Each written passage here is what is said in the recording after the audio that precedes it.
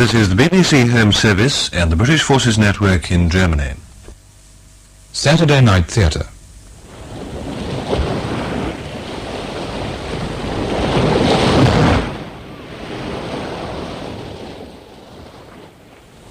We present Barry Foster and Derek Bond in Torment, a radio play by Philip Levine. Torment.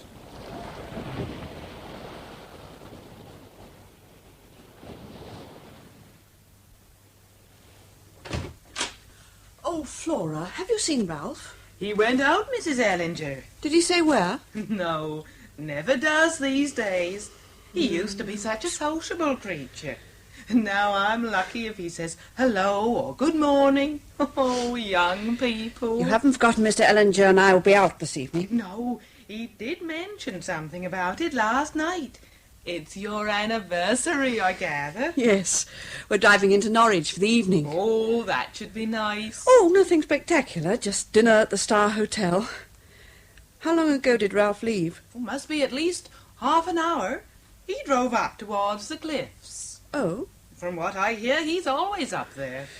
About the evening meal, you better lay on something cold for Ralph in case he's late. Yes, that's what I had in mind. Oh, Brenda, my feet are killing me. Oh, me too. Ooh. Oh, I think I've got a blister on my heel. I wish we'd have stopped at Great Yarmouth. Oh, don't blame me, Daff. You were the one who wanted to hike to Cromer. How far is it on to the next place? Have you got the map? Yeah. It's Wintersleigh. Oh, that's about 5 miles.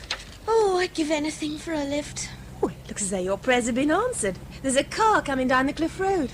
It's a bit tatty, isn't it? Well, thank heavens for small mercy. I will, if it stops. Oh, there's a young bloke driving.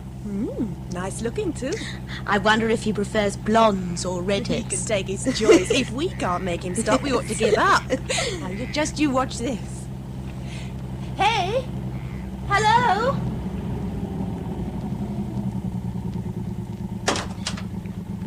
Hello. Are you going as far as Wintersleigh?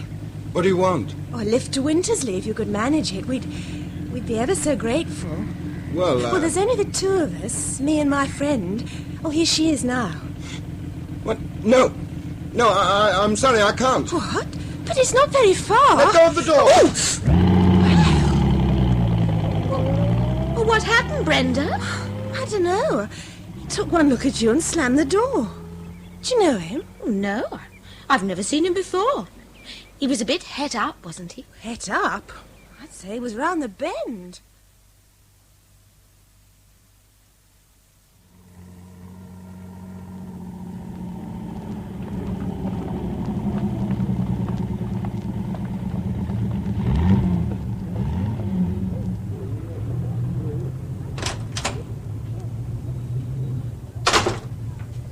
Excuse me. Yes? There's a police station around here somewhere, isn't there? And they're turning opposite, Yeah. on the other side of the road. Oh, well, you might say thank you, young man.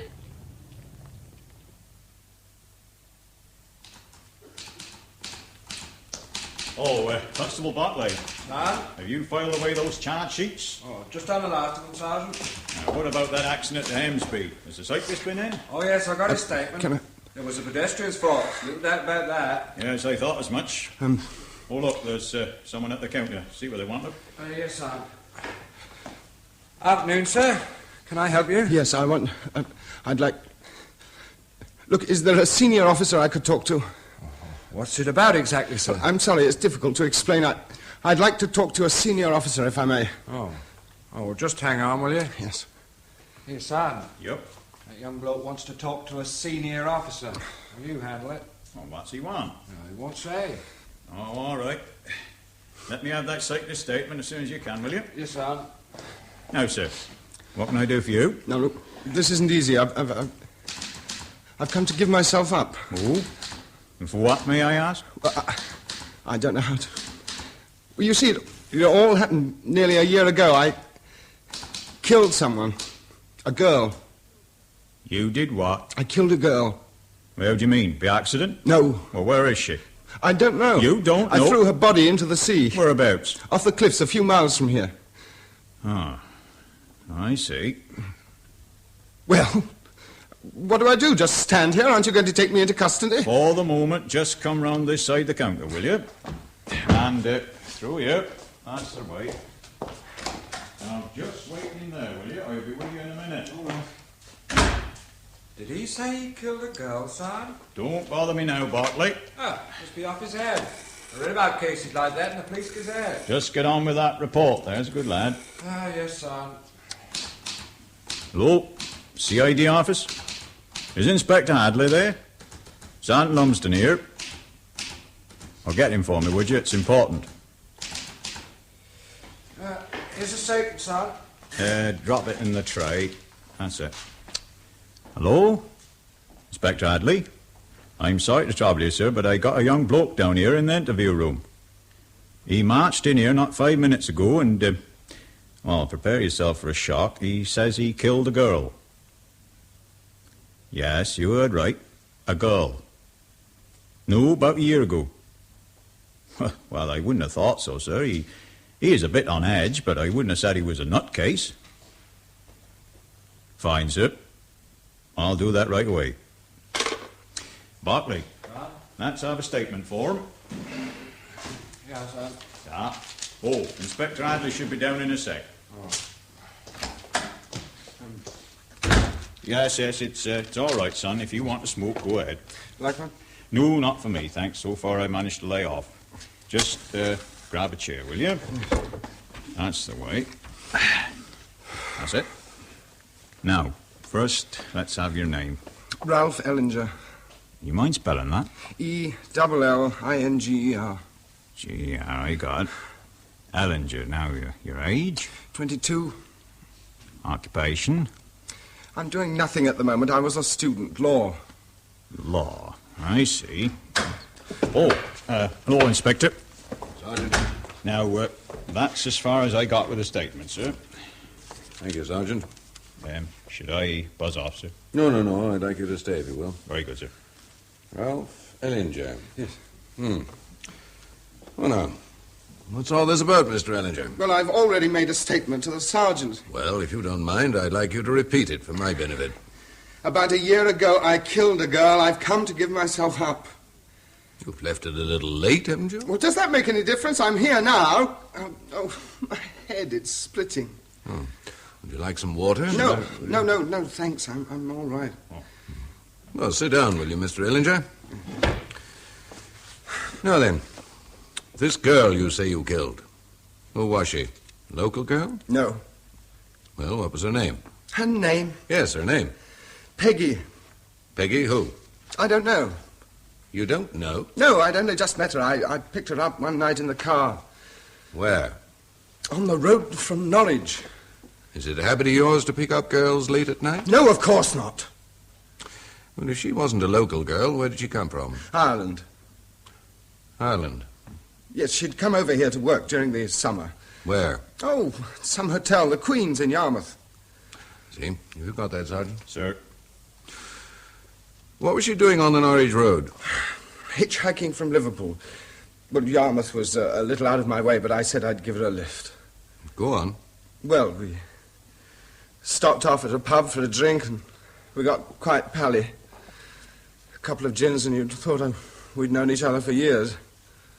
After we left the pub, we chatted for a bit.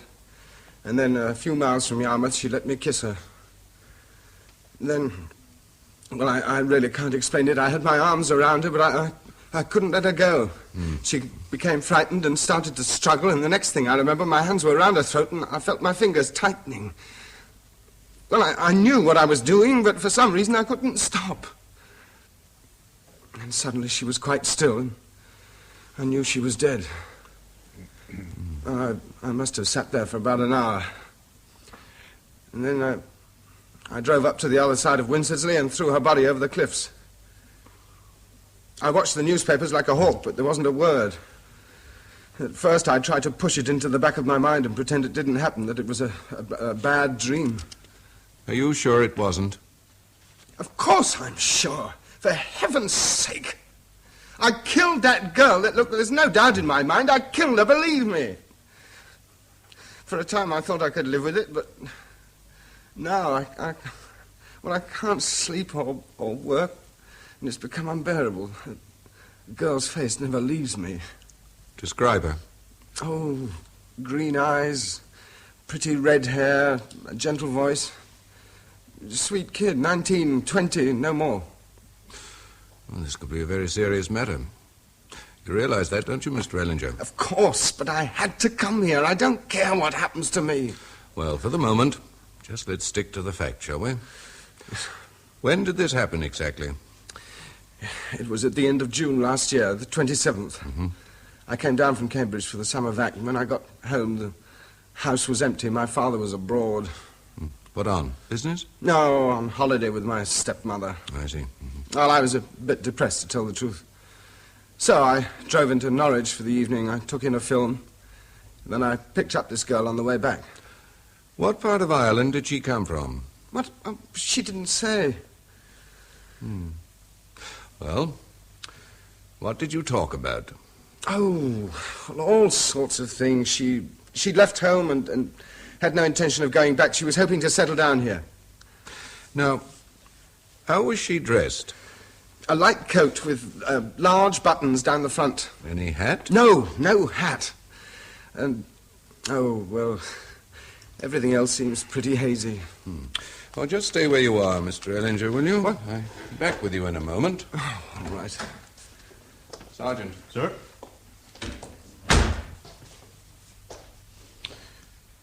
Tell me, Sergeant. Sir?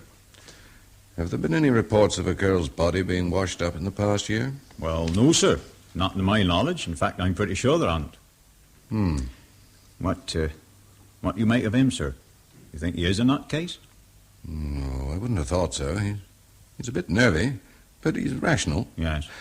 But whether he's all there or not, well, we shall have to follow up. Mm-hmm. Now, I want you to check the missing persons list and the police gazette for a description of this girl. Sir? Then call the headquarters at Norwich. I'll take the boy's written statement. Right, sir.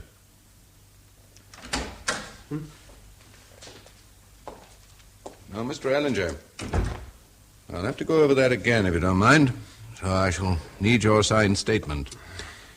You can dictate it to me and I'll write it down. But first, let's have your address.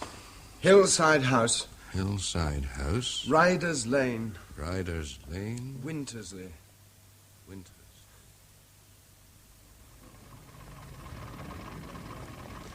Miss Sanford? Miss Sanford?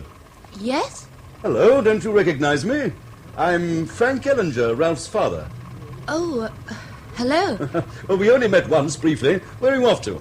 The library. I work there. Can I give you a lift? Oh, no, I couldn't think of bothering you. Oh, it's no bother. Climb in.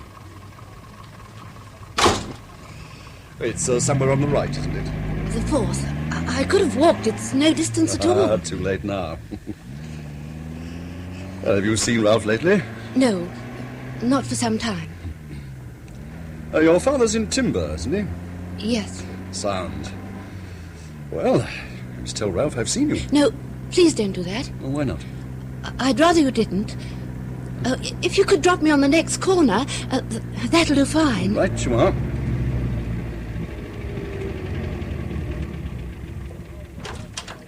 Thank you, Mr. Ellinger. My pleasure.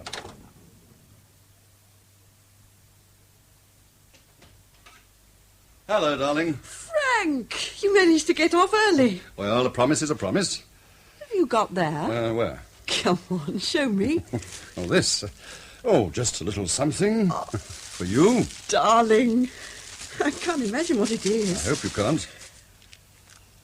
Frank, a necklace. It must have cost you the earth. Very nearly. But I don't grudge a penny. You're a nice, kind man. Oh, and I want to see it on. Not over this dress. Wait till I've changed. Oh, come on, over to the mirror. Here, let me. Watch my hair. I had it set specially for tonight. There. It's beautiful.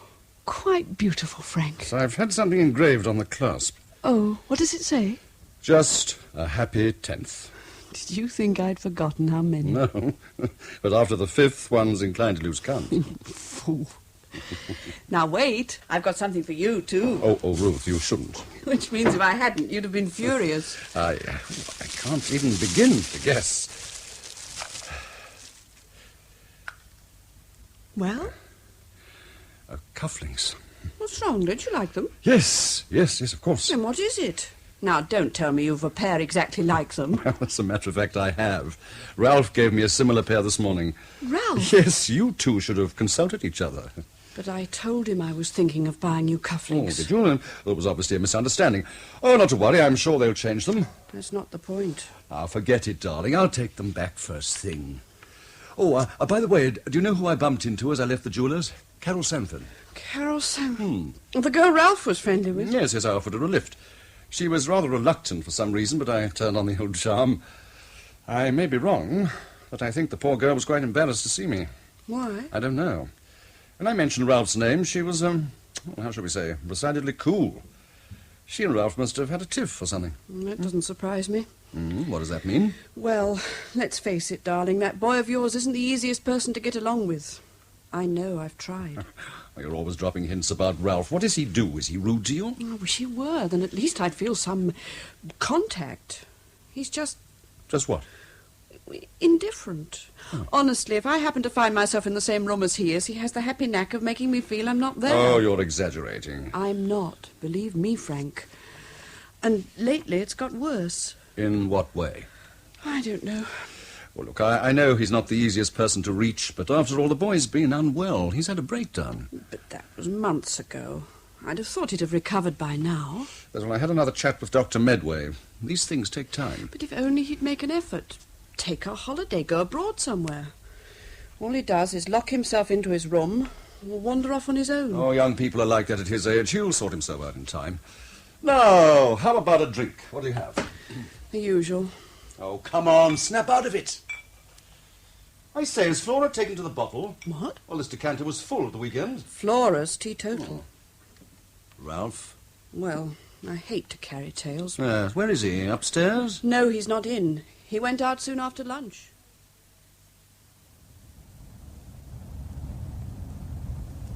Yes, I believe it was somewhere along here, Inspector. All right, driver. Pull up. Yes, sir. Now, Mr. Ellinger, I want you to show me exactly where you picked this girl up.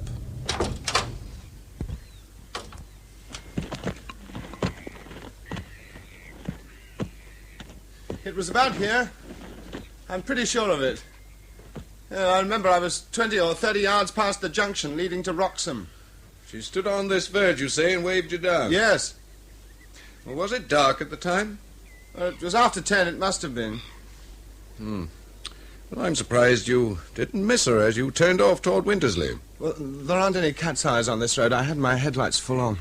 Which road did you take to Yarmouth? The A417. And this pub you stopped at, what was it called? The 3 Crowns. That's a couple of miles further on. Do you drop in there regularly? No, it was the first and last time. All right. Back in the car. That pub's our next port of call.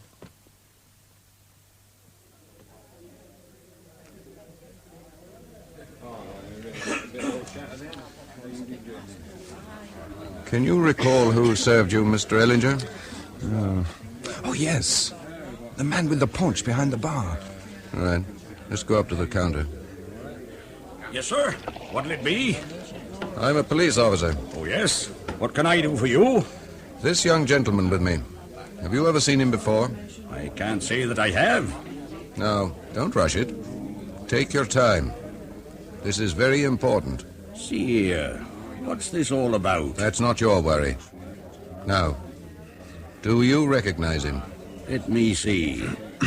No. No, I don't. I was with a young girl, Irish. She had red hair and wore a light coat. How long ago was this? About a year. A year? Good grief. That's going back a bit. Do you know how many customers I get in here every day? Hundreds. Almost every other car stops here. I dare say. But do try and remember. What time did you come in? About 10:15. Oh, that's our busiest spell. At that time, I can't tell one face from t'other. If you'd have dropped in last night, I wouldn't remember you. Oh, come along, Mr. Ellinger. Really? Thank you, sir. I'm obliged to you for your help. That's all right.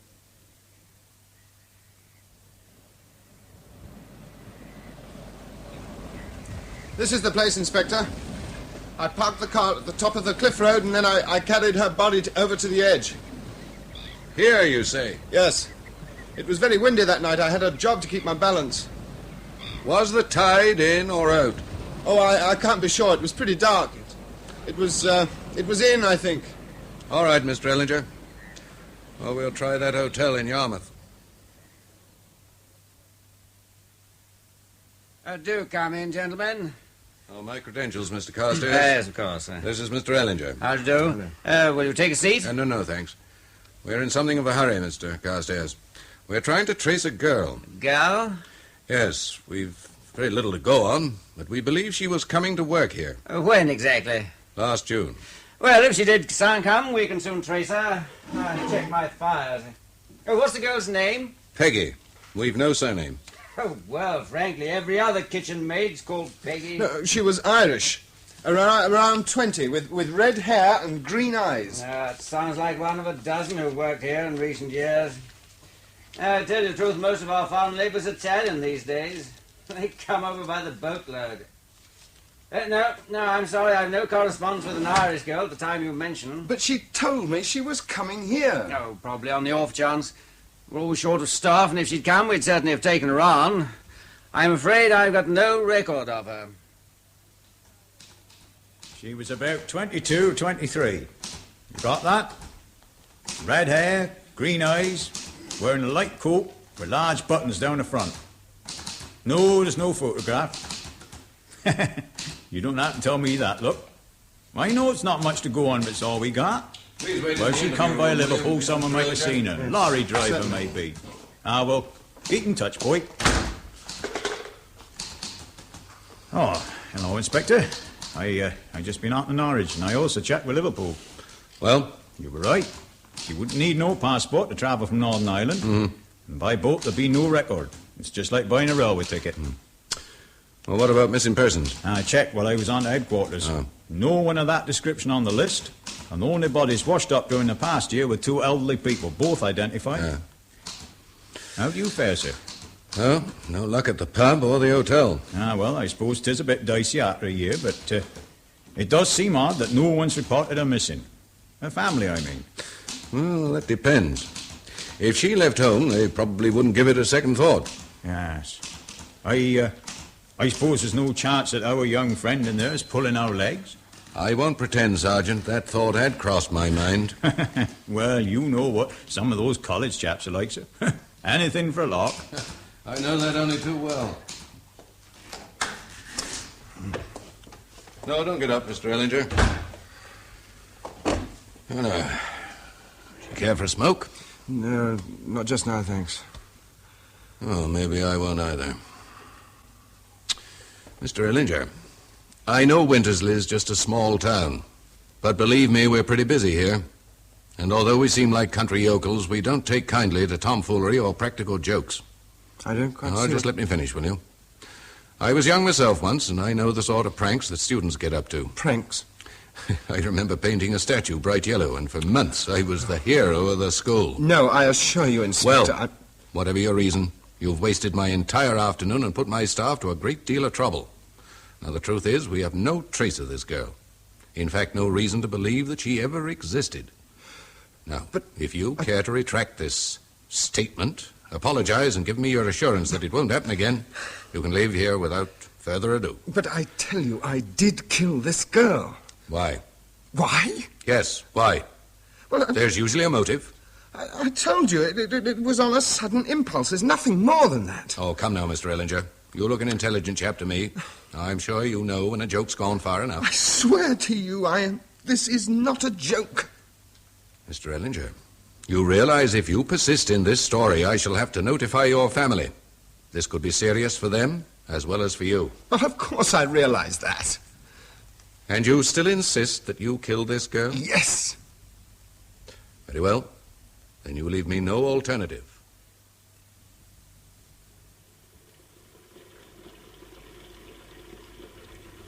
Frank? Would you sit me up? Just a minute. Where's a towel? Here you are. Oh, thanks. You look stunning. You look frightful. Give me a chance. Spot of brilliantine, a touch of aftershave, and I'll be a different man. Oh, I shan't like that at all. There. Smell that. Irresistible. Me or the aftershave? I'm still waiting to be zipped up. Turn round. Zip. There you are. Thank you.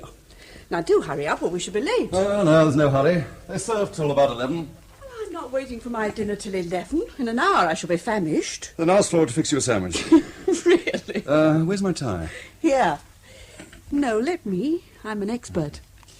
Is, Ralph back yet? I haven't seen him. Oh, well, I thought we'd all have a drink together. There we are. Oh, thanks. He's probably gone to a cinema. I've arranged with Flora to leave him something cold. Your jacket? Ah, tar. Now, let's make sure I've got everything. Watch, handkerchief, wallet. Don't forget that, whatever you do. Yes, come in. Sorry to bother you, sir. Yes, what is it, Flora? There's an inspector on the telephone. He asked to speak to you. Inspector? Oh, don't tell me there's a burglary at the office. Shan't be a moment, Ruth.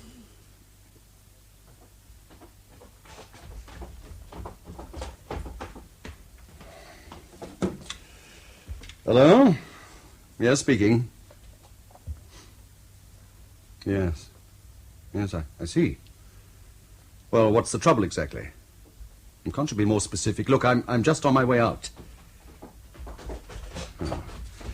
Very well, I'll be down. Goodbye. What is it, darling? Believe it or not, Ralph's down at the police station. What's happened? Oh, Lord only knows. Another car accident, I expect. Oh, no. He couldn't have chosen a better night, could he? Oh, Flora. Yes, sir? Ring the Star Hotel in Norwich, would you? I've booked a table. Tell them we may be a little late. This girl's coat, Mr. Ellinger. I'd like you to describe it again, if you would. But, Inspector, how many times do I have to... Please, Mr. Ellinger. The coat. It was loose-fitting with large buttons down the front. What color? Green. But you described it as a light coat in your first statement. I meant the buttons were green. The coat was fawn or grey. I can't be sure. So I gather. Now, the pub you visited was the Three Crowns at Pooley? No, Wroxham. And she was going to work at the Queen at Cromer? Yes. No, Yarmouth. Oh, look, I'm tired and you're confusing me. Yes, I'm becoming a little confused myself. Don't you believe anything I say? I'm trying, Mr. Ellinger. Believe me, I'm trying. Yes? He's arrived, sir. Oh, thank you, Sergeant. Your father's here. So? You still sticking to this statement? I am. Oh, very well, sir. Just remain here for a moment. Mr. Frank Ellinger? Yes? Inspector Hadley, CID. Oh, how are you? This is my wife. Oh, how do you do, Mrs. How do you Ellinger? do? Well, please to come through, won't you? Thank you. Well, now, what's this boy of mine been up to? Well, sir, I think we'd better read this statement. Thank you. It was entirely voluntary. I took down the details, but the boy signed it, as you can see. You say Ralph made this statement? Yes, in the presence of my sergeant and me. May I, Frank? It's ludicrous. You're surely not taking it seriously. Well, sir, I can hardly dismiss it. In fact, I've already made some preliminary inquiries. And? Well, so far, I must admit there's no evidence to support this. Yes, I can promise you there won't be. Oh? Oh, we should have contacted me sooner, Inspector. It would probably have saved you a great deal of time and trouble. You see, about 6 months ago, my son had a serious nervous breakdown. Oh, is that a fact? Yes, I'm afraid he overdid things up at the university. Now, who's been treating him, sir? Dr. Medway. I can let you have his address. Well, now, that does throw a different light on the matter. I thought it might. Not that I could have charged him, sir. There's not a prima facie case. On this evidence, I couldn't hold him even if I'd wanted to, providing, of course, he's not a danger to himself or others. This hasn't got to the press, has it? Oh, no, sir. Oh, thank heaven for that. I've my business to think of. Where is the boy? Next door. This way, sir. Now, don't worry, Ruth, don't worry. Everything will be all right. Your father's here, Mr. Ellinger. Hello, Rolf. We've come to take you home. You what? We've come to take you home. Now, everything's arranged. You're not to worry. No, but I've made a statement. Yes, we know all about that, but you're not to worry about a thing. No, but I killed this girl. Now try and look at this intelligently, Ralph. You've been ill. The sooner we get you home, the sooner we can straighten things out. There's nothing to straighten out. Look, you've been wondering why I didn't go back to Cambridge. Well, this was the reason. The breakdown was an excuse. Yes, we'll talk about it later. No, but you can't stay here. The police have no jurisdiction to hold you. Is that right, Inspector? Yes, it is. But I've confessed, haven't I? I mean, you've got it there in black and white. I've told you how I killed her, when and where. What more do you want? I'm afraid I can't argue with you, sir. You think I imagined it all, or that I'm off my head? No one's suggesting that, Ralph. But you need help. Don't you see that? It's the truth. It may be unpalatable, but I can't help that. Now, come along, Ralph. I should, if I were you, sir. My car's parked outside. I can find my own way, thanks. Believe me, Ellinger, you've really nothing to worry about. All the same, Denton, I thought you ought to know about it. I'm glad you came. But remember, I'm a solicitor, not a criminal lawyer. Though from what you've told me, I'm quite sure the police won't proceed further. I should just forget about it if I were you. But how can I? He still insists he killed this girl. Have you consulted a doctor? Yes, I was on Medway's doorstep first thing. And what did he have to say? Well, he's one of these GPs of the old school. He seems confused as I am. Mumbled something about a sedative, and finally suggested I call in someone else. A psychiatrist? Yes. Well, that's exactly what you ought to do. Look, there's a chap who's given evidence for us on several occasions. Rooney's his name. Very reliable. I'll get you his address. But in the first instance, I should get Medway to write him. Yes, Flora? The gentleman's arrived, sir. Show him in, Flora. Oh, this way, sir. Oh, thank you. Dr. Rooney, how do you do? How are you? Frank Ellinger. Sorry I couldn't get here before today. It's not my usual practice. No, it was good of you to come. It's a very attractive house you have here. You like it? Yes, I bought it when I remarried. We've been here 10 years. My business is in Norwich, but I prefer to live a little way out. I envy you. I'm surrounded by industry. But as most of my patients are executives, I mustn't complain. No. Would you like to get rid of your coat? Oh, thanks. I should drop it over the back of the chair. Here? Yes. Can I offer you a drink? Not for me, thank you. But you go ahead. I gather you, from Dr. Medway's letter, you've had a spot of trouble. That's putting it mildly. It's been like living on the edge of a volcano. I've tried talking some sense into the boy, but he won't budge. And Dr. Medway thought it would be a good idea to call someone in. And do you? Think it's a good idea? Well, since you ask, frankly, no. After all, it's... I know. Better a fracture or an ulcer in the family than mental illness, eh? Well, since you put it like that... What exactly is it you want me to do? Well, I'm not sure. See the boy, I suppose. Talk to him. Find some reason for his fantastic behavior. And treat him? Naturally. So there's little doubt in your mind that he is mentally ill? I wouldn't put it quite so strongly as that. He's got some bee in his bonnet, that's all. But bees come in many varieties. Well, what I mean is he doesn't seem off his head to me. He's under some strain or another, but let's face it, who isn't today? True. He's probably got what you chaps call neurosis, don't you think? I rarely diagnose at second hand. Well, I don't think he's insane. But that would be more acceptable than having a murderer in the family. Acceptable's hardly the word. Preferable, perhaps. But then his whole story is a complete fabrication, so why discuss it? It's caused me a great deal of embarrassment, I can tell you that. And I'm anxious to get to the bottom of it. Psychiatry to the rescue, eh?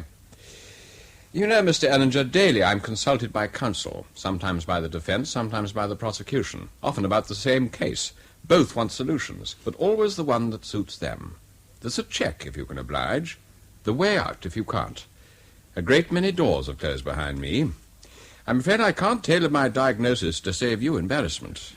But if you want the truth, then perhaps I can help. That is all I want. Then I'll see your boy. Does he know you've consulted me? I did mention it, casually. What did he say?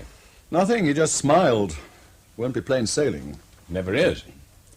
Now, I'd like to make a few notes on his background, if you'll bear with me. Oh, certainly, of course. Right. Now, Rolf's age is... 22. And his general health? Until his breakdown, excellent. Any complaints of headaches, throat trouble, any other aches and pains? No, not as far as I know. Any history of insanity in the family? Certainly not. Good. Now, if I remember rightly, Dr. Medway mentioned he had been up at Cambridge. Yes, studying law. How did he get on? Very well, above average, I believe. Mm-hmm. As a child, was he very imaginative? Not unduly so, no. This is your second marriage? Yes, his mother died when he was 11. How did he take his mother's death? He was away at school at the time. I didn't see him till after the funeral. He seemed to take it very well. How soon after did you remarry? Is that relevant? If it wasn't, I shouldn't have asked. 6 months.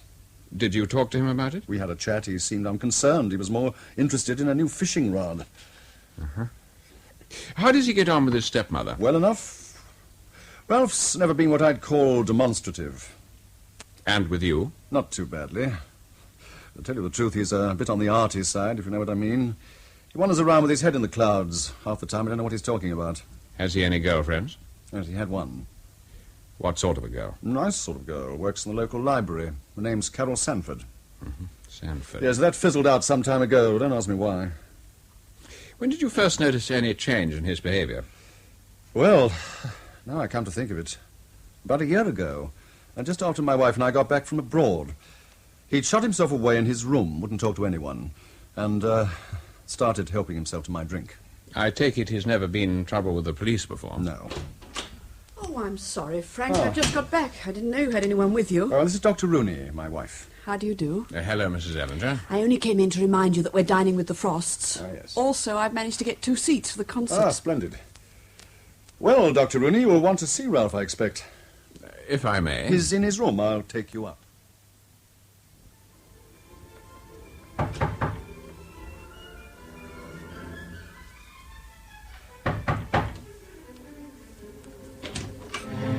Oh, forgive me, I did not. Please, one moment.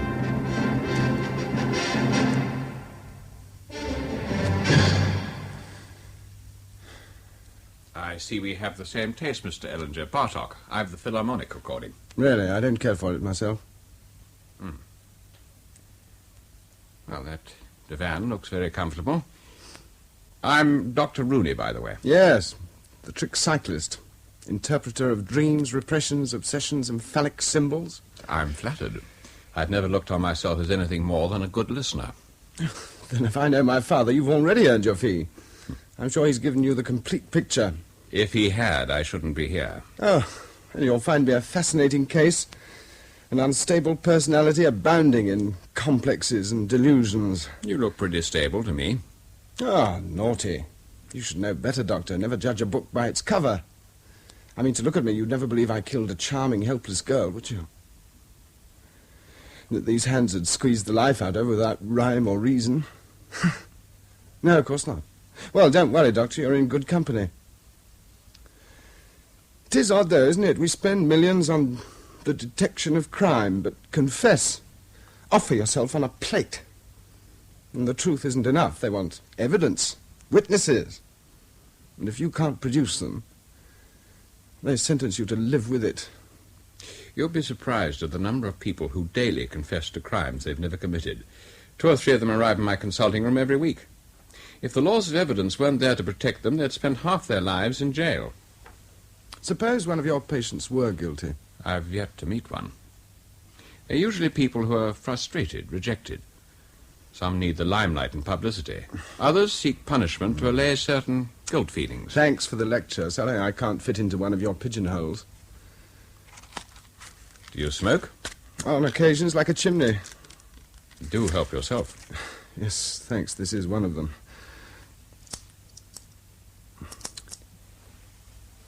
Now, Mr. Ellinger. Ralph, please.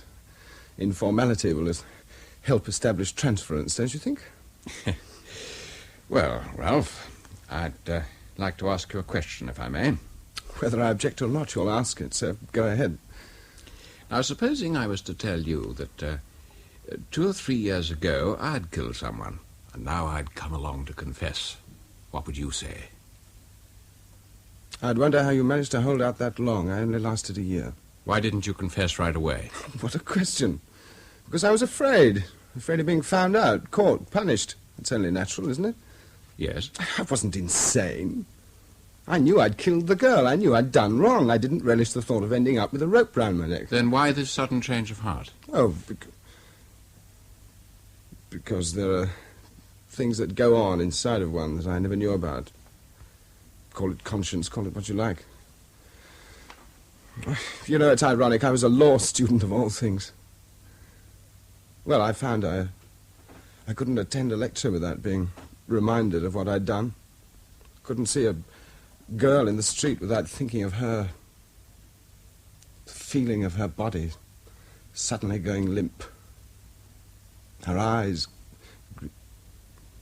the wind against my face as I dropped her body over the cliff. And then the sudden fear when I found... Yes, go on. When I found... What is it, Rolf? Oh, good God!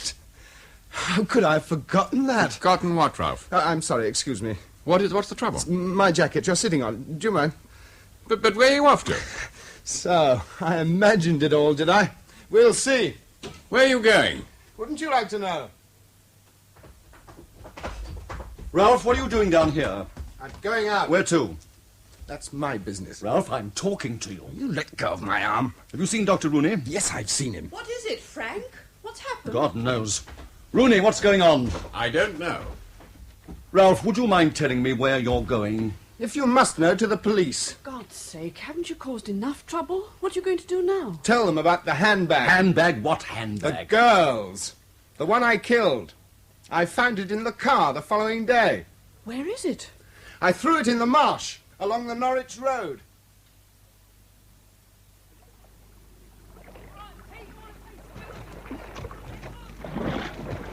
Sergeant, I'd like a word with you. Coming, sir. I hope you don't object to my presence, Inspector.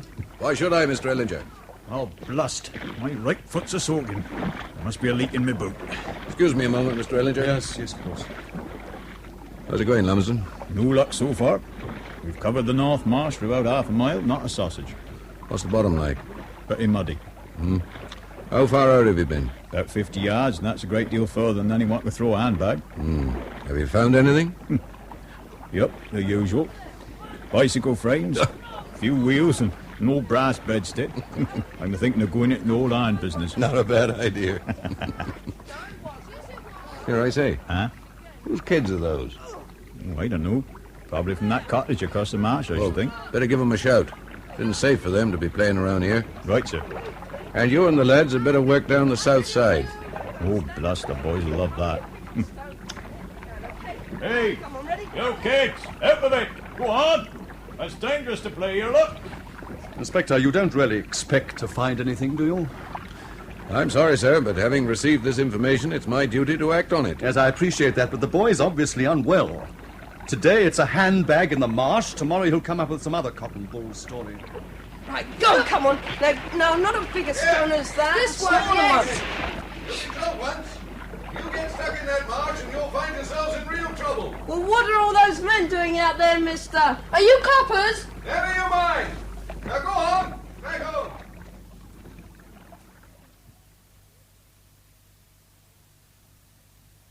Flora, has Ralph gone out? No, ma'am. He's in the study. Thank you. It's all right, Ralph. You don't have to hide that bottle behind your back. If you want a drink, you're welcome to it. I don't know why I bother. It doesn't help. Then why do you? It's thirst quenching. I wish I could understand you.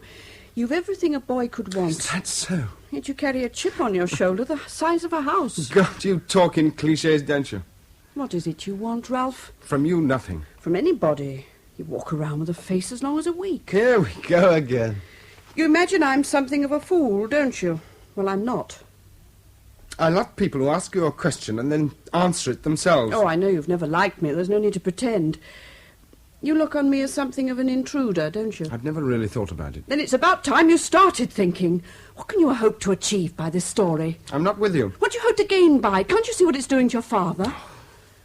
Is it some way of hitting back at him? Oh, for God's sake.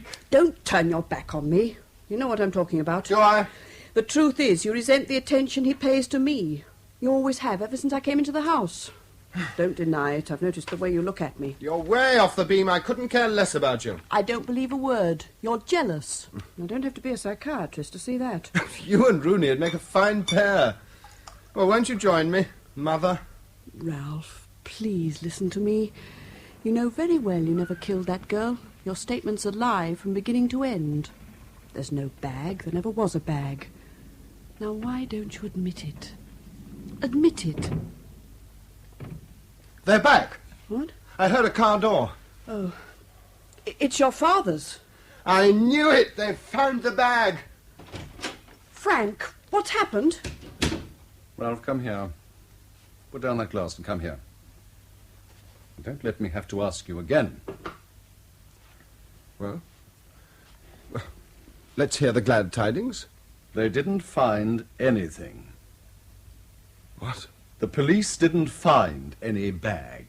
Oh, but I took them down there. I showed them where I threw it. They've had a dozen men there the entire day. They've searched for half a mile either side of the road. They didn't find anything. Well, perhaps I made a mistake. It was dark when I threw it out, and the car was moving. You're ill. You realize that, don't you? What you believe is the truth is just a figment of your imagination. Try and understand. No, I tell you, I threw her bag into the marsh. Ralph, if this goes on, sooner or later it'll get into the press. You want that to happen? All you can think about is the press and your business. It's never occurred to you that I might be telling the truth. No. Well, let me repeat it once again. I killed that girl. Is that clear? I killed her. Not from spite or malice or any reason that I know, but I killed her, and I'll prove it to you. Somehow I'll prove it to you.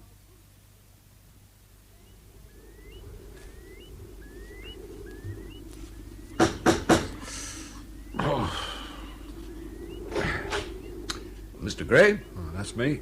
I'm Inspector Hadley. I've driven over from Wintersleigh.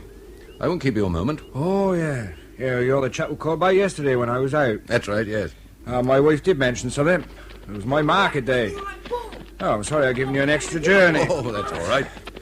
Oh, these dreaded kids. Here, stop that noise, will you? If you want to play, go into the yard. It's got my ball. Well, there's half a dozen others in the shed. Now go on, round the back, both on you.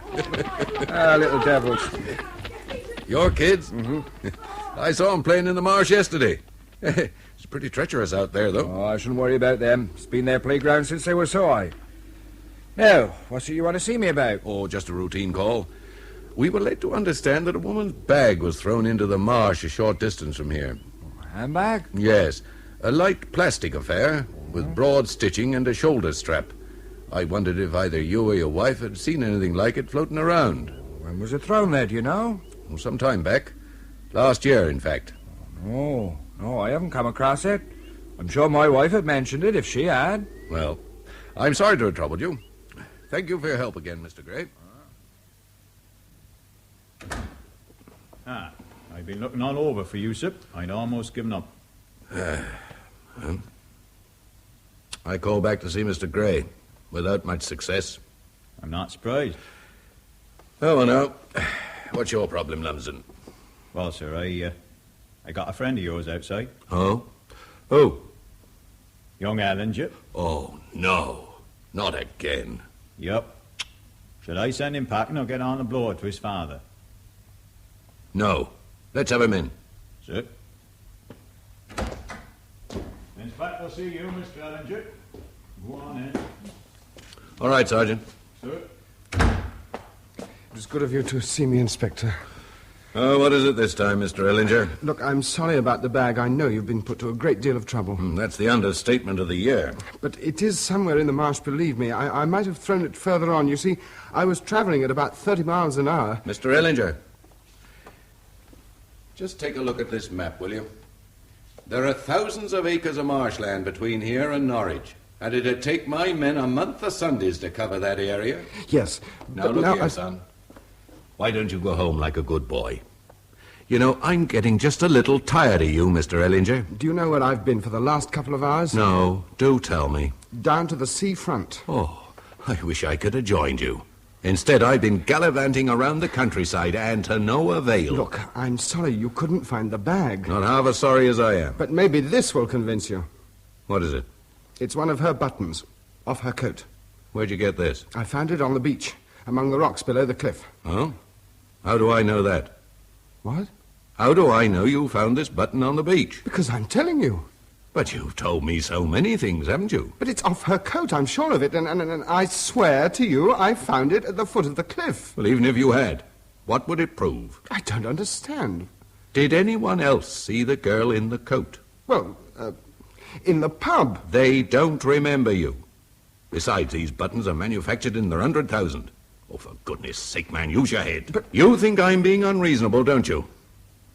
But my job isn't to prove a man guilty or innocent. As a law student, you should know that in a capital charge, I merely submit a report to the Director of Public Prosecutions. Yes, I do know that. And only then can I make an arrest. Now, if you were in my shoes, what would you do? I ask you.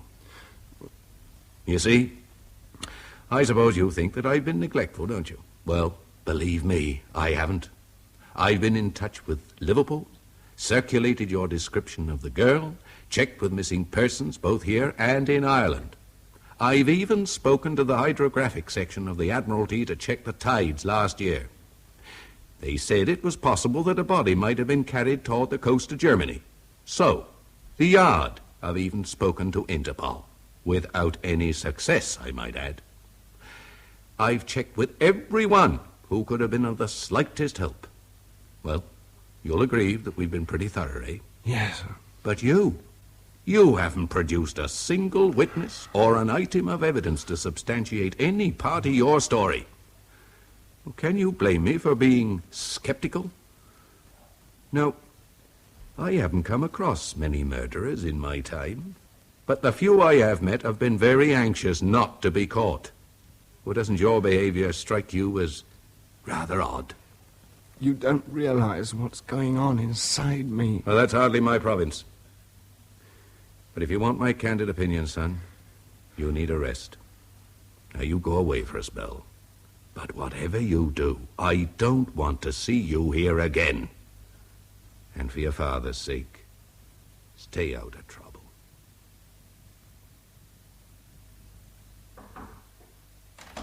Oh, Miss Haynes, I told you I didn't want to be disturbed. I'm working on the Mansfield estimate. Oh, I'm sorry, Mr. Ellinger, but it's Mr. Ryder from the Gazette. He said it was very urgent. Frank, forgive me for barging in like this. Oh, Bill, I'm sorry. I didn't know it was you. All right, Miss Haynes. Yes, sir. I was going to telephone, but on second thoughts I decided to make it a personal call. Pull up a chair. No, I haven't time for a cosy chat. We go to press today. Now, let me come straight to the point and then get the hell away out of here. What's up with you? I, found your boy waiting in my office when I got back from lunch. Oh, yes? He spilled me a fantastic story. Well, frankly, it made my hair stand on end. How about a girl, an Irish girl? Oh, yes, you know about it? Yes, I certainly do. It's been going on for some time now. I've had to call in a psychiatrist. Oh, I thought as much. Yeah, I remember you telling me he hadn't been well. Nothing's leaked out, has it? No, of course not. There's no question of publication. Well, I'm very grateful to you, Bill. Oh, don't thank me, please. Look, if there's anything I can do... Not just now. No. Well, I'd better get back to the office. Give my love to Ruth. Yes, I will. Oh, Miss Haynes. Yes, Mr. Ellinger. Call this number, will you, and get Dr. Rooney on the line. Sorry I couldn't get here sooner, but I was delayed at the hospital. Well, Dr. Rooney, I had a call from the inspector. Ralph's been down to the police station again. When was this? Before lunch. This time about a button he said he'd found on the beach. I'm surprised Hadley didn't put him under lock and key. The boy's not certifiable, at least not in my opinion. You might change your mind when you hear the rest. He then called in at the offices of the Gazette. It's a good job the editor's a friend of mine, I can tell you, or his confession might have been splashed across the front page. You'd hardly describe that as normal behaviour, would you? I know it's distressing for you. Distressing, good God. Look, I'd like Ralph to be at my consulting room tomorrow morning. Why? I think it might be an idea to exclude the possibility of any physical abnormality. Say 11:30. I'll do what I can, but I'll probably need a team of wild horses. I'll relieve you of that jacket, Ralph, then onto the couch. Leave my shoes on? Yes, that's all right. When I've done this encephalogram, my nurse will take a blood sample, and then I want you to go across to the hospital for an X-ray. It must be costing my father a packet. You talk as though he keeps you short. Oh, heaven forbid, he's generous, more than generous. Then why don't you like him? Did I say that? Just raise your head a little. Now, don't worry about these wires. They won't give you a shock or anything. It's an odd gadget. I feel as though I'm about to be launched into space. Yeah, I'm almost through. There. Now, I shall ask you to do one or two things. Just do them, but don't talk. You're asking a lot. Ready? Yes.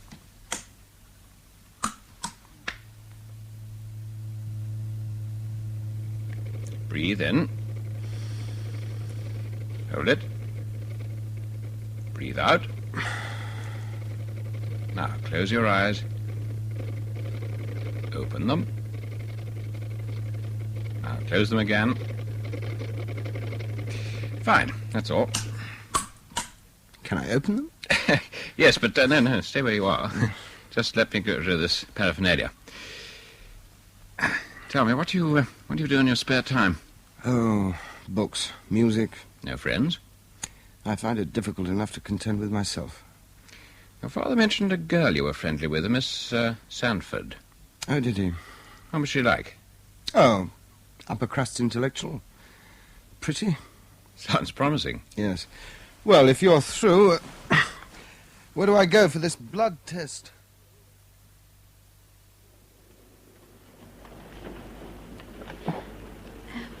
Yes, sir. Could I help you? Yes, I wonder if you could tell me where I can find Miss Sanford. Oh, she's about somewhere. Oh, she's with the trolley. Over there by the fine arts section. Oh, thank you. Miss Sanford? Yes? Oh, forgive me. My name is Dr. Rooney. Oh, if it's the medical section you want, it's just on the other side of the gangway. No, this is a personal matter. Oh? I really shouldn't be bothering you. Please carry on. What is it you want to see me about? I believe you know a young man called Rolf Ellinger. I did. He happens to be a patient of mine. Oh, is he ill? Well, he's not exactly ill. I think I understand. You're a psychiatrist, aren't you? You don't seem very surprised. I'm not. May I ask why? Must I talk about it? I'd rather not. Might help. All right.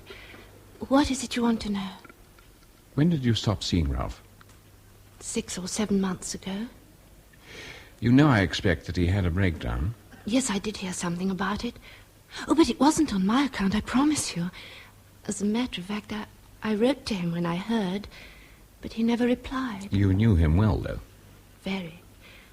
At one time we were... Oh, that was all over a long time ago. What went wrong exactly?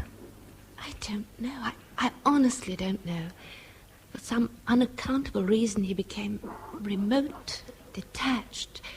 He began to drink. He'd let me down, and when we did meet, we did nothing but quarrel. About what? Oh, anything, everything. Mm-hmm. Did he ever mention a girl called Peggy to you? Peggy? Peggy who? An Irish girl. That's all I know about her.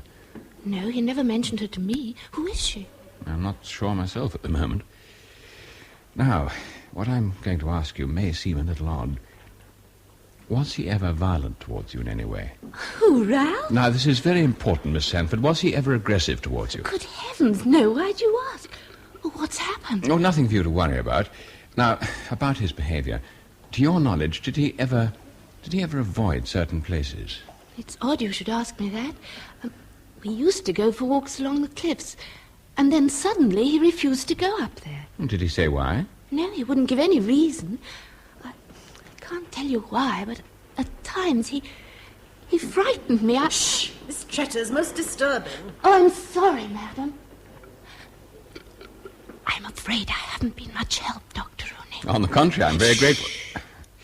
Goodbye, Miss Sanford. Goodbye.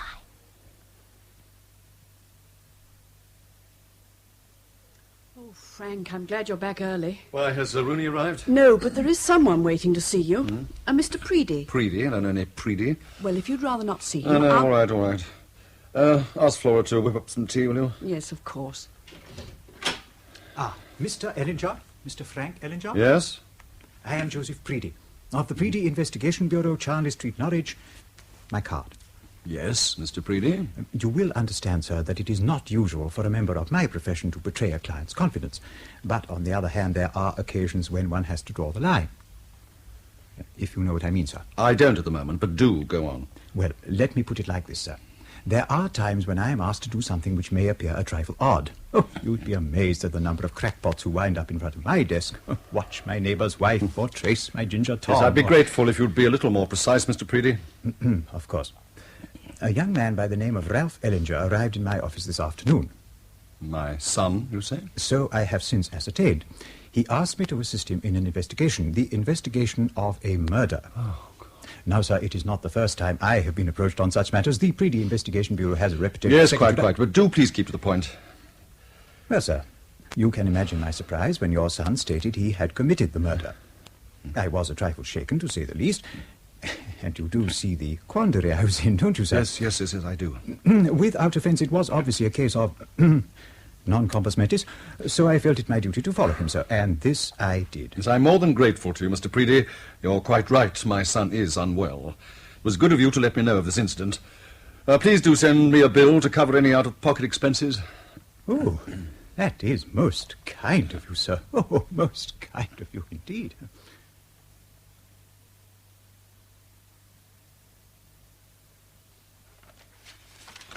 Well, from the x-rays, Mr. Ellinger, there's certainly no disease of the central nervous system. Somehow it would have been a relief if there was. At least we'd have put our finger on it. Are you sure you won't have any tea, Doctor? No thinking, Mrs. Ellinger. The encephalogram was normal, and so were the blood tests. I've no doubt the boy's physically sound. What about his mental condition? Well, he's intelligent, well-orientated. His memory's a little hazy, but then there are no symptoms of mental disease. Look, Doctor, do you know what that boy did this afternoon? He visited a private detective in Norwich to help him investigate. He's obviously unbalanced. I wouldn't have described him in that way. Well, how would you describe him? He's not specifically sick, but greatly disturbed. From the few talks I've had with him and the tests I've carried out, I'd say he was emotionally immature. That's a little vague, isn't it? To put it bluntly, he hasn't grown up. He's grown up enough to go and lie to the police. I'd call that childish. On occasions, he has a slight withdrawal from reality, but then so do we all. When we daydream, for example. Oh, this is all so much mumbo-jumbo. Can you clear this condition up? That's what I want to know. In time, yes. How long? I'm not a contractor. I can't give you a delivery date. Psychoanalysis is a lengthy process. Weeks, months, years in some cases. I thought there were drugs you could use. There are. Pentothal, methadone. But it's a drastic, painful way. Surely this calls for drastic action. My position's intolerable, don't you see that? If it'll help to get at the truth. But even if I use a drug, there's no guarantees. But surely it's worth a try. Very well, providing the boy agrees. Where shall I go, Doctor, on the divan? Yes, I think you'll be comfortable there. But jacket off, sleeve up. Sure. You know, the last time I had an injection was at school. There were about 50 of us. By the time they got to me, the needle was blunt. I hope that one's nice and sharp. As a needle. I can't bear syringes. I'll turn your head the other way if you prefer. What are you giving me? A little pentothal. To eliminate deception and reveal the truth, eh? Now, that's somewhat exaggerated. Let's say it lowers the barriers and helps one relive certain experiences. So you still think I'm lying? Have I ever said you were? Now, just hold your arm still. This won't hurt. Now, just put on this lamp. Draw the curtains. Now, don't you fidget. You lie still.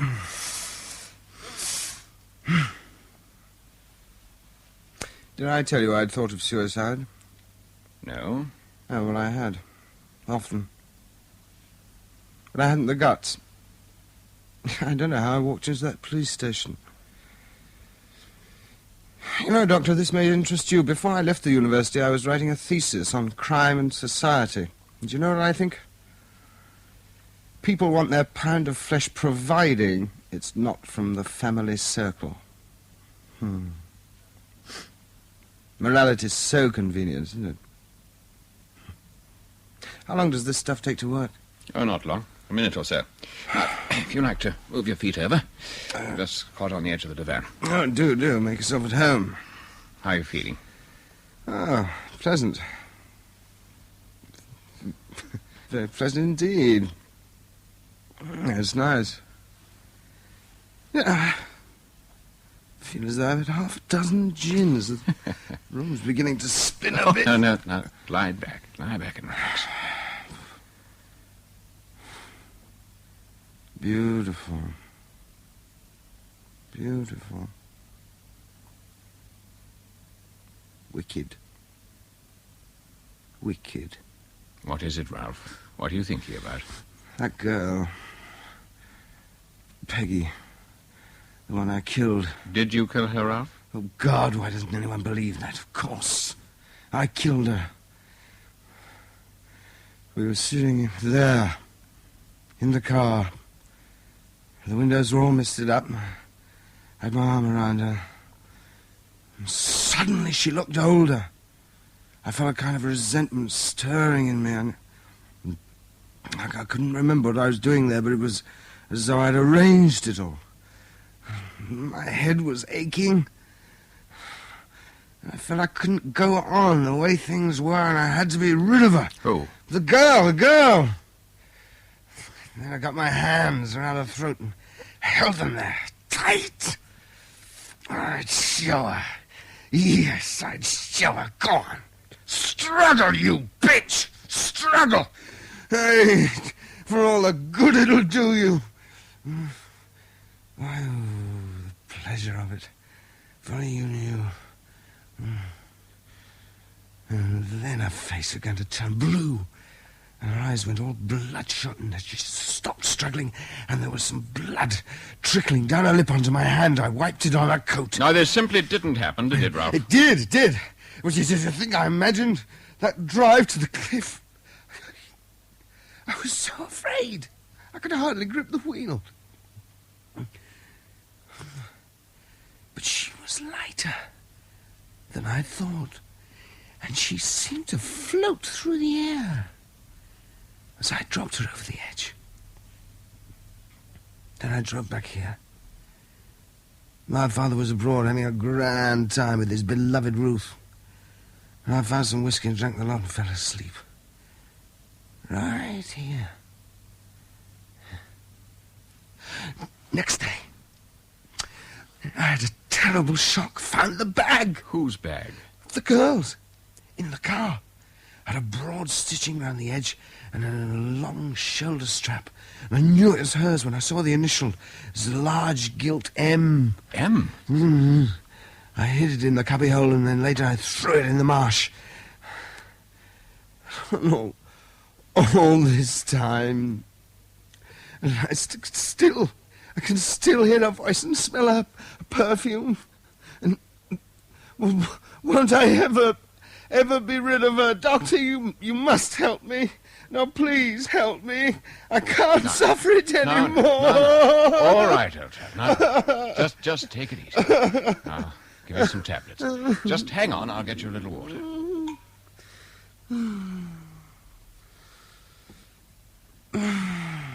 Now, take these. They'll make you feel a lot better.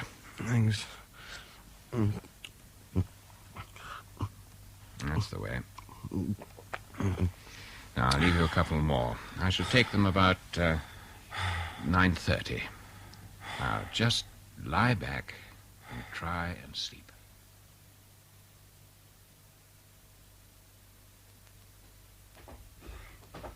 Well, has he had the injection, Doctor? Yes. How is he? Fair. Could we go into your study? Yes, of course. Come along this way. Well, what happened? The same story, only this time more detailed. You know, it's odd. Most people with delusions are inclined to deviate, embellish, distort. Yet Well, you surely can't believe there's any truth in his story. Sometimes it's difficult to separate what's true from fantasy. But either way, I think I understand his motive. You do? Yes. This murder he describes indicates hatred against someone or some situation. In this case, I believe that someone is your wife. Ruth. Well, there's nothing novel in that. The substitution of one person for another often happens in a criminal act. But Ruth, what has she ever done to him? Nothing deliberately. But in his mind, she may have deprived him of your love and companionship. Can't be serious. Ralph doesn't care a damn about me. A child hasn't been born who doesn't care about his mother or father. At the time of your marriage, the boy felt rejected. Oh, this is just psychiatric jargon. You think so, do you? Tell me, how much time have you given the boy in the past 10 years? Well, I'm not exactly idle. My business doesn't run itself, you know. Yes, but you've time for parties, theatres, holidays. Yes, so do thousands of other couples.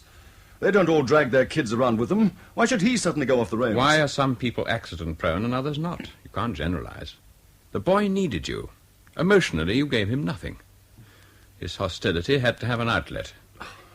If you saw Rolf's statement, you'll notice the similarity between the girl he described and your wife. But murder? For heaven's sake. It may sound absurd, but the seeds of violence can't grow in a vacuum. They need a nourishing soil. It's usually found in the family. The boy craved for emotional security. You didn't give him that. Well, I'm sorry, I don't understand a word you're talking about. I've given the boy a good home, and Ruth's done everything to fill his mother's place. But he hasn't made the slightest effort. You ask me, he started this cock and bull story to cause trouble, to create a rift. Why else should he go to the police? The pressure of guilt, perhaps? Pressure of guilt, my foot. I don't believe a word of it. Under pentothal, he described the girl's bag in detail. But there is no bag. The police couldn't find it. Rolf mentioned the initial M. M? He said it was in gilt lettering. So? Well, doesn't that strike you as odd? Yes, it does, considering he told us the girl's name was Peggy. Exactly. Peggy is a diminutive of Margaret. Margaret? Yeah. Now, if he was lying, why embroider it in such detail? In fact, why mention the initial at all? He has a more colourful imagination than you give him credit for. Perhaps. Look, Doctor, the boy has his failings, but to my knowledge, he's never lifted a finger to harm anyone. Can you honestly believe he'd kill a helpless young girl in cold blood? I don't know, Mr. Ellinger. I wasn't there. But we all have primitive impulses that constantly seek relief.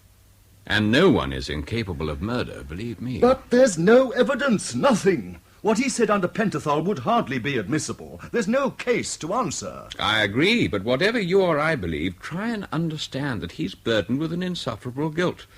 And this can be more painful than an open wound, and far worse than anything the law can inflict. If only he'd go away for a while. Take a rest, abroad. Wouldn't that help? Travel alone? Well, he's not a child, is he? No, of course not. Well, perhaps it might be an idea for him to get away from here for a while. From me, you mean, don't you? It's his source of conflict. There's little point in aggravating it. Going abroad might be one solution, I suppose. Well, will you talk to him? He might listen to you. I'll try. I'll call by again in the morning. Thank you. Goodbye, Doctor. Ellinger.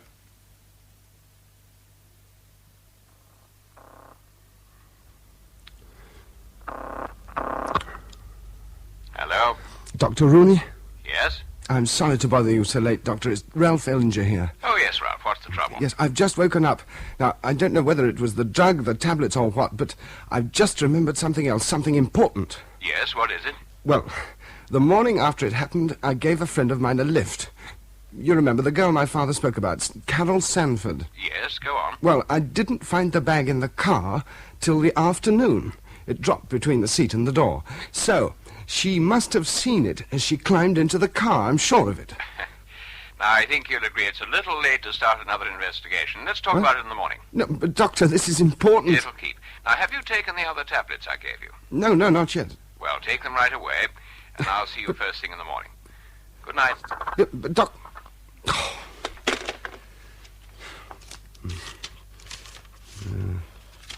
174.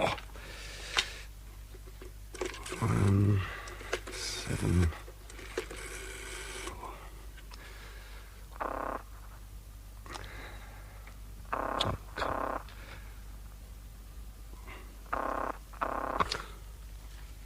Wintersleigh 174. Carol. Who's that? It's Ralph Ellinger. Ralph? Oh, how are you? Yes, fine. Look, I want to talk to you. It's very important. Well, what is it? No, not over the phone. Could you possibly meet me somewhere? What, tonight? But I'm in bed. But I must see you right away. I'm sorry, Ralph. It's terribly late and I've a busy day ahead of me. Carol, I must speak to Then you. sometime tomorrow, perhaps. Good night. No,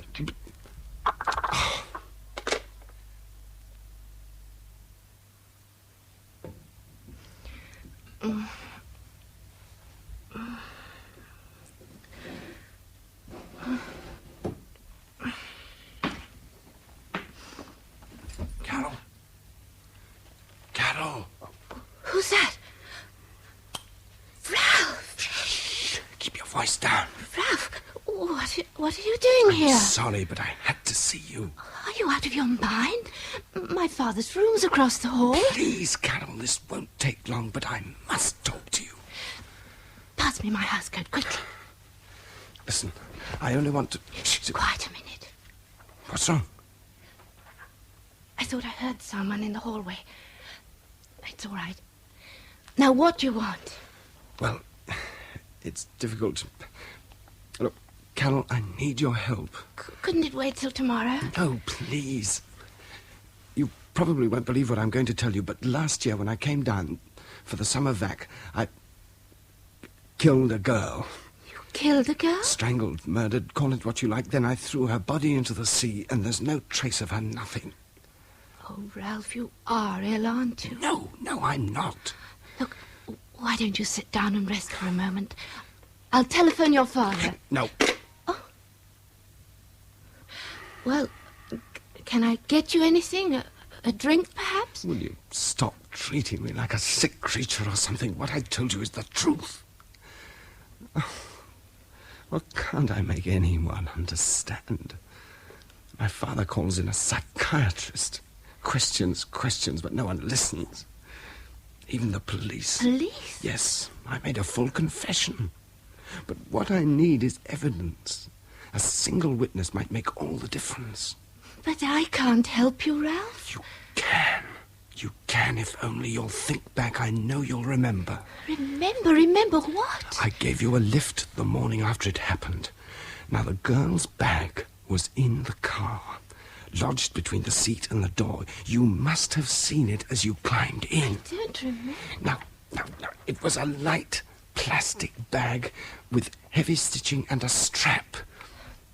No, I don't remember any bag. Carol, think carefully, please. No, if I'd seen a bag, I'm sure I'd have remembered it. There was an initial on the bag, too, the letter M. I'm sorry, Ralph. But you're not trying. It's Ralph, you're hurting my arm. Think, for God's sake, think. Please leave go of me. Thank you. Carol, don't you understand? You're my last chance. If you don't help me, there's nothing I can do. But I didn't see the bag. Now, Ralph, please go. No. You're ill, Ralph. You need help, don't you see that? You didn't kill that girl. I know you. You couldn't hurt anyone. Couldn't I? No, I don't believe you could. So I imagined it all. It's all in my mind, eh? You're not a murderer, Ralph. You couldn't be. No. We'll see. We'll see. Ralph, what are you doing? Keep away from it. Ralph, please. Go. I can't do it. Oh, forgive me. It's all right, Ralph. Oh. Just lie down. There.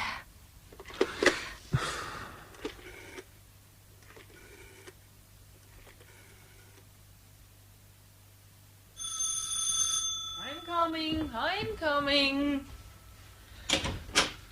Mr. Ellinger's expecting me. Oh, yes, sir. Come on in, won't you? Ah, Inspector Hadley. In here, if you will. Oh, thank you, sir. I believe you've met my wife. Oh, yes, sir. Good morning, Mrs. Ellinger. It's hardly that, is it? No, I suppose not. But that boy's lucky. I saw Mr. Sandford again this morning. He could prosecute for trespass and the girl for assault, but they'd rather not. Why have you come, then? Oh, forgetting the Sandfords for a moment. In view of all that's happened, I'm of two minds whether or not to apply to have him remanded for a medical report. Is that necessary? Haven't we had enough trouble already? Look, Dr. Rooney's with him now. He's suggested that he gets away from here for a while. Oh, he has he? Well, I don't know whether I would advise that, sir. But everything's arranged. He's packed. The train leaves in 15 minutes, and I've got his plane tickets. Well, I don't want to hold him up, but I think I ought to have a word with Dr. Rooney first. Oh, he'll be down in a minute. Won't you take a seat? Thank you. Look, I'm sure you'll agree. A few months in the sun, and Ralph will be as right as rain. All packed, Ralph? Very nearly, Doctor. What have you got there? Gin. You disapprove? I doubt if my saying yes will stop you. You know, I have a feeling I shan't see this room again. Now, that's nonsense, and you know it. Is it? Tell me, Dr. Rooney, what conclusion did you reach, finally? Conclusion? Don't hedge. The criterion of murder is malice aforethought. I can't believe that you would ever kill anyone deliberately in cold blood. But did I kill the girl, or didn't I? Now, listen to me, Rolf. From when we're so high, we all have dreams and memories that alarm and torment us. I'm not a child anymore. This memory is real. The dividing line between reality and fantasy is a very thin one. Round and round and round. Don't you ever say yes or no to a question? When I know the answer. You're stumped. After all those tests and cosy chats we had, that doesn't say much for your noble profession, does it? I'm sorry. At least you listened. Oh, God, if they'd only charged me. It would have been so much easier. It's worse to punish yourself, isn't it? There's just no limit to one's own cruelty. I'm already building a dungeon inside myself. In time, you'll come to terms with it, Rolf. Oh, you're wrong, Doctor. I never shall. I must have a word with your father. I'll see you before you go. Dr. Rooney, this is Inspector Hadley. How do you do, sir? Hello. I said you thought it would be all right for Ralph to leave. Is that correct, sir? Is he quite normal? What's normal? Well, you know what I mean, sir. I'd hate a repeat of last night's little episode. I don't think that's very likely, do you, Doctor? Well, sir, what's your verdict? I don't think you've grounds to confine the boy, but I am of the opinion it would be to his advantage to leave here. I see. Very well, Mr. Ellinger. He can go. Thank you, Inspector. I'm very grateful for all you've done. I don't think I need to say more. Well, that's all right, sir. I've a lad of my own. These things can happen in any family. And but that boy's lucky he has a father like you. Oh, Ralph, come on down. Well, goodbye, sir. And goodbye, Mrs. Ellinger. Goodbye, Inspector. All ready, are we, Ralph? More or less. Well, now, don't go off without your ticket, will you? Oh, no. I think this should see you through for a couple of months. What? Well, go on, take it. Just wire me if you need any more. Now, I'll get the car round. Oh, no, don't bother. I can drive myself to the Oh, station. no bother, I insist. Goodbye, Doctor. Goodbye, Ralph. You know where you can reach me, if you need to. Thank you. Goodbye, Ralph. Take care of yourself. Goodbye.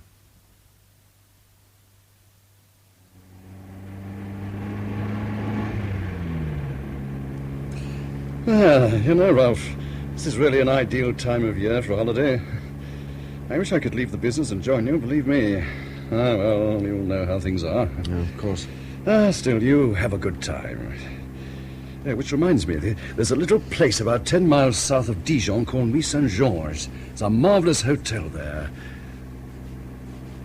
You're listening to me, Ralph? What? Oh, yes. What are you looking at? Oh, those kids on the marshland. You'd think their parents would know better than let them play there. Still, as I was saying, this wonderful little hotel. Your mother and I stayed there when we were first married. I haven't been back there since, but they're bound to remember me. Why don't you go down there? Food's excellent, and I promise you'll be comfortable. Pete, that policeman said we're not to play here. Why? We're not doing any harm? No, come on. We better go back and clean the yard. Here, wait a minute. There's something down there in the water. Where? There, look. Oh, it's only an old bag. Oh, look careful. It's all covered in mud. There's a gold letter on it. M. Where? That's not gold. Oh, look, you've made me drop it.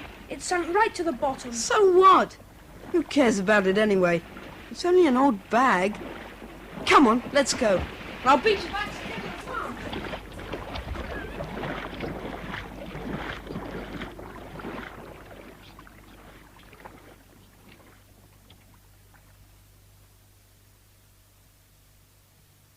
In Torment, by Philip Levine, the part of Ralph Ellinger was played by Barry Foster, and Dr. Rooney by Derek Bond. Frank Ellinger by Rolf Lefebvre, Ruth Ellinger by Barbara Bolton, Inspector Hadley, Philip Morant, Sergeant Lumsden and Mr. Preedy, Peter Claughton, Flora, Priscilla Benson, Publican, Arthur Gomez, Mr. Ryder and Mr. Carstairs, Will Leighton, Mr. Denton, Godfrey Kenton, Carol Soundford, Dorrit Wells, Constable Barclay, Michael Spice, Brenda, Patricia Bendall, Daphne, Patricia Cree, David, Terry Raven, and Pete, Jeremy Rancheff. Recorded production was by Robin Midgley. You can hear a repeat of this programme in Afternoon Theatre on Monday the 7th of May from 3 until 4:30 p.m.